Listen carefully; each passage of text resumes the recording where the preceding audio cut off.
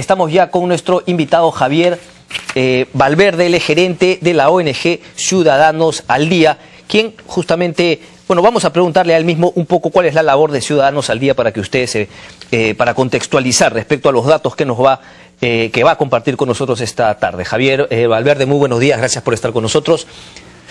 La ONG Ciudadanos al Día, cuéntanos un poco porque hacen un monitoreo de qué exactamente. A ver, Ciudadanos al Día es una asociación civil sin fines de lucro. Hace poco hemos cumplido 10 años de creación y nacimos un poco con la idea de promover herramientas, proveer mecanismos que puedan contribuir a mejorar la gestión de las entidades públicas de los 3 niveles de gobierno. Y una de las líneas de trabajo tiene que ver con proveer de información confiable que pueda ayudar a formar opinión. Y nos parecía que en el contexto de lo que está pasando en el país, en zonas específicas particularmente, proveer información sobre un recurso que está siendo, parece, fuente de conflicto, como es el Cano. Correcto. Era útil poder compartir esas cifras. Antes de continuar con esas cifras, porque son cifras del Cusco, a raíz justamente de lo que ocurrió en Espinar, usted me menciona proveer de información, pero la información solamente se queda, digamos, si es que surge de un ciudadano la intención de ir a buscarla. No hacen campañas como, por ejemplo, ir a Espinar y decirle, ¿sabes qué? Su alcalde tenía tal monto de dinero que no ha sabido gastar correctamente. Es así un poco, ¿verdad? ¿La información está para los que quieran ir a buscarla o hacen también campaña para que la gente se entere cómo se está gastando el presupuesto, etcétera, etcétera? A ver, como organización lo que tenemos es una red de periodistas en 25 regiones. Ciudadanos al Día tiene sede en Lima.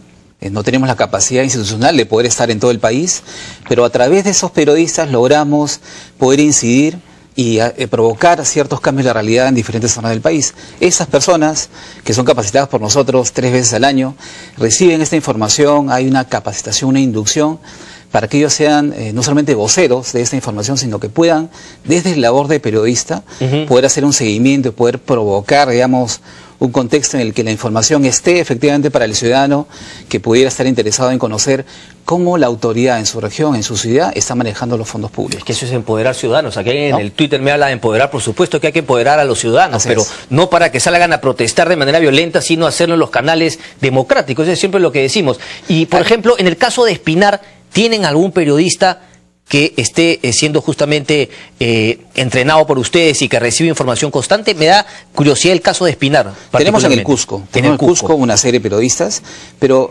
me parece que hay un elemento importante para poder ubicar las cifras, ¿no? Cusco está atravesando en los últimos años una situación muy particular que tiene que ver con industria extractiva. Está dinamizado la economía y los presupuestos de los gobiernos regionales y locales. ¿Qué es básicamente gas y minería? Básicamente gas y minería, ¿no? Digamos, podemos ponerlo en esos términos.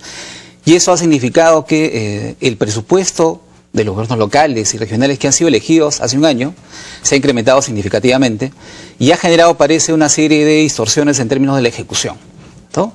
Vamos a la cifra entonces. Y lo que ve, y solamente para terminar, y lo que ve el ciudadano es que mientras la actividad crece sostenidamente, su vida diaria no crece de la misma manera. Y entonces, en ese contexto de confrontación de mi vida diaria, de mi calidad de vida, en el cual el Cano se crea precisamente con la idea de generar desarrollo local que mejore la calidad de vida de la población. Esa es la finalidad. Correcto. ¿Cómo lo hacemos después? Podríamos discutir. Y lo que parece que no se está tangibilizando es que el ciudadano sienta efectivamente que, así como crece la minería, su situación económica crece también, ¿no? Aumenta la industria extractiva, por lo tanto, aumenta también el canon y el presupuesto con los cuales cuentan los gobiernos regionales y locales para invertir, pero, sin embargo, el nivel de vida de los ciudadanos disminuye. Y la población siente, de repente se están haciendo cosas, pero la sensación es otra, ¿no? Entonces acá hay la diferencia entre realidad y percepción, que es un tema para tomar en cuenta. Vamos a las cifras entonces. Gobierno regional y gobiernos locales del Cusco en el 2011, ¿cuándo recibieron? A ver, si vemos las cifras, no sé si tenemos las cifras. Yo te ayudo acá, desgraciadamente no las tenemos en pantalla, pero son 2.099.000 soles, perdón. Así es. No, perdón, 2.000 millones. 2.000 millones. 2.000 millones. Soles. El dato acá interesante es el siguiente. En los últimos 2 años, el 2011 y lo que va del 2012, el Cusco es la región que mayores transferencias ha recibido en el país. Inclusive está por encima del promedio. Entonces, ¿hay recursos en el Cusco? Existen los recursos, tanto a nivel del gobierno regional como del provincial y los distritales. El problema, y no es un problema generalizado, es en algunos distritos y provincias donde la ejecución no ha ido de la mano con esta mayor cantidad de recursos. Buen punto, porque también acá hay un indicador que mide un poco el gasto, ¿verdad? Exacto. El presupuesto institucional modificado, ese es. Así es. ¿No? Habla que la cifra en la región Cusco en todo alcanzó 66%, que está por encima del promedio nacional de 59%. ¿No? O sea que Cusco no es como región no está mal. No, el tema es muy puntual. Y esto tiene que ver con algunas ideas que quisiera compartir contigo. Antes de ir a esas ideas, el tema de ser muy puntual no debería facilitar la labor del gobierno de ir a neutralizar por ahí alguna voz de asusadores que quieren darle un sesgo político ideologizado a la protesta. ¿No es así? ¿No debería ser así? Hay un tema de descentralización también que acá hay que considerar. Es decir, el gobierno regional y los municipios son la parte más cercana que tiene el ciudadano a la autoridad. Entonces el ciudadano identifica al alcalde o al presidente regional, cuando sea el caso, que es el Estado representado en mi ciudad, en mi localidad, ¿no? Y entonces hay todo un marco institucional que ha transferido progresivamente competencias, funciones, recursos, pero no se ha trabajado todavía y hay una tarea pendiente en generar capacidades institucionales para poder administrar ese recurso que es creciente. Y si uno mira las cifras, un dato que encuentra es el siguiente, ¿no? Los municipios que han tenido, o los gobiernos regionales y provinciales, que han tenido mayor cantidad de transferencias en los últimos años, son las que menor porcentaje de ejecución tienen. Y los municipios que han ejecutado mayor porcentaje del presupuesto son los que han recibido menos. ¿Y eso a qué se debe? ¿Tiene alguna idea? Tiene que ver con que no es lo mismo administrar 100 que 1000. Hemos pasado de una situación de carencia, de hace unos 10 años, a una situación de bonanza.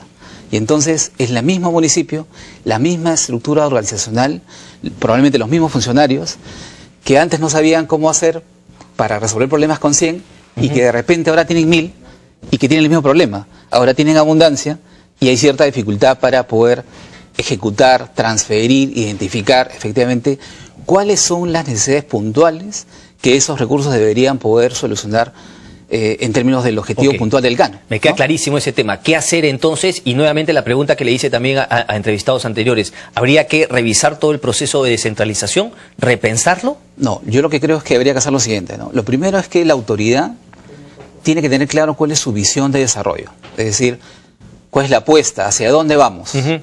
El segundo nivel es cuáles son las necesidades de la población. Finalmente, y lo decía al inicio, el canon como recurso que se transfiere a los gobiernos locales y provinciales está hecho para mejorar la calidad de vida de la población. Entonces, posiblemente lo que está faltando es un mejor mapeo de cuáles son las demandas efectivas de la población que esos mayores recursos tendrían que atender. Y el segundo nivel es preguntarse, como municipio, ¿tenemos la capacidad institucional para absorber esos recursos y para ejecutarlos según las necesidades de la población? Y tiene que ver con generación de capacidades, tiene que ver con el organigrama de la entidad, qué áreas, qué gerencias tiene que crear. Ya, pero a priori muy pocas municipalidades tienen esa capacidad. ¿Qué hacer entonces? Lo que hay que hacer es, lo que se está haciendo también, de repente con mayor escala, es generar capacidades y un modelo de gestión que permita que luego de identificar las necesidades de la población, efectivamente ese presupuesto se puede ejecutar, ¿no? Y ahí hay algunas cosas que no están funcionando, por lo menos a la velocidad con lo que la gente estaría demandando, digamos, ¿no? Y lo otro que es importante es que luego de un año de gestión, estamos pasando un poco de la campaña, una campaña política, en la que por una serie de incentivos prometemos más de lo que vamos a hacer, y lo que hay que pasar es al compromiso, a sincerar que todo eso que se ofreció se puede hacer, pero muchas obras tienen maduración larga, que va a pasar un año y probablemente no se va a ver. Eso que usted me está mencionando, ¿no? Se aplica no solamente, imagino, al presidente Humala, que es un poco las que mayores críticas, pero imagino que a nivel local es la misma situación. Se prometió una cosa y de repente encuentran que no están preparados. Y yo digo que no tengo la capacidad para resolver ese problema este año, pero lo puedo hacer en 2 años. Y ahí falta la comunicación.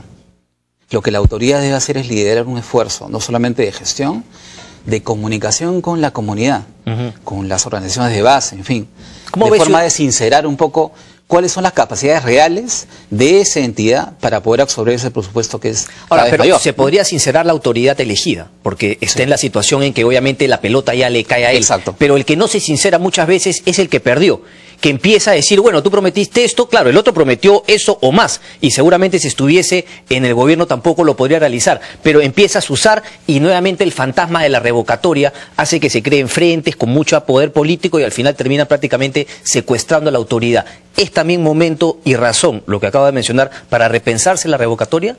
Más que la revocatoria es, ¿cuál es el rol de la autoridad?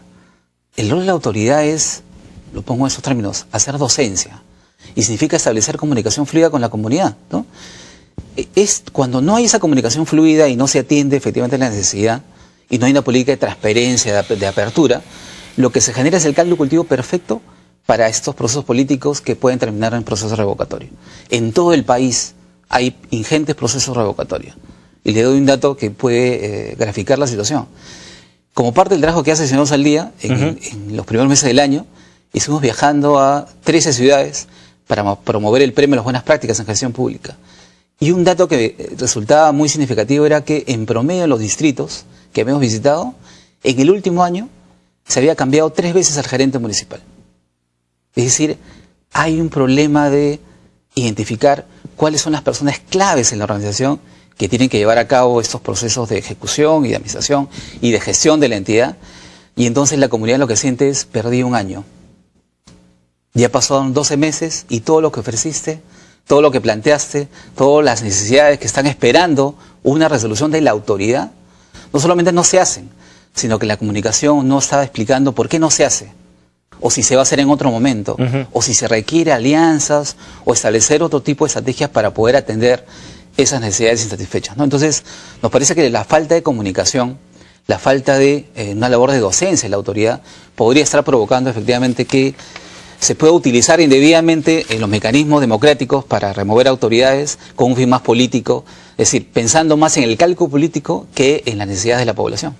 Veo justamente, Javier, que Cusco es la región que más dinero ha recibido por canon y otros recursos, ¿verdad? Así es. 2.100 contra 1.082, prácticamente el doble sobre Ancash. Exacto.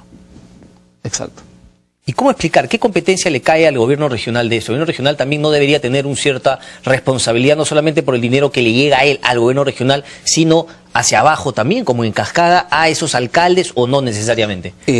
2 ideas acá. El canon va al gobierno regional, al provincial, a los distritales, inclusive hay una parte menor a las universidades nacionales de la zona.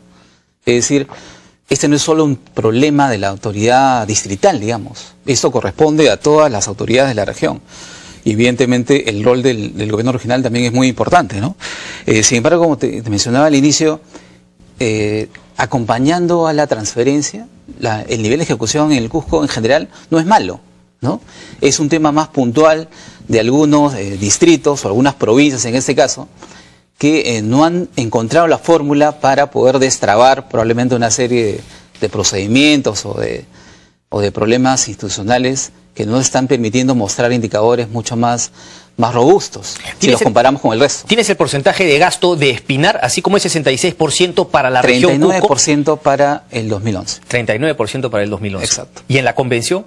En la convención es un poquito más. Porque quiero compartir, no tenemos el cuadro con ustedes, pero justamente en el año 2011, las regiones que más, los gobiernos locales que más han recibido, en el número 2 aparece Espinar, donde está el problema de Extrata, pero en el número 1 de haber recibido 134 millones contra 787 que ha recibido la convención, y como ustedes saben, justamente ha sido en la convención donde surgió este nuevo campo de batalla con los narcoterroristas de Sendero Luminoso. Nuevamente ahí también la pregunta, tanto dinero recibe y presencia del Estado es casi nula. ¿Tienes el monto? Sí, mira, en el caso del año 2011, el municipio distrital de Charati solo ejecutado el 31%. Correcto.